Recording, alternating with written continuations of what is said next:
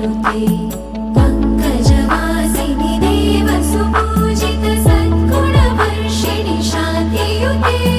जय जय हे मधुसूदन कामिनि आदिलक्ष्मि जय पालय माम्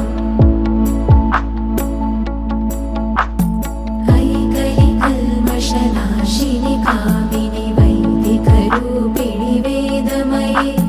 क्षीरसमुद्भव मङ्गलरूपिणि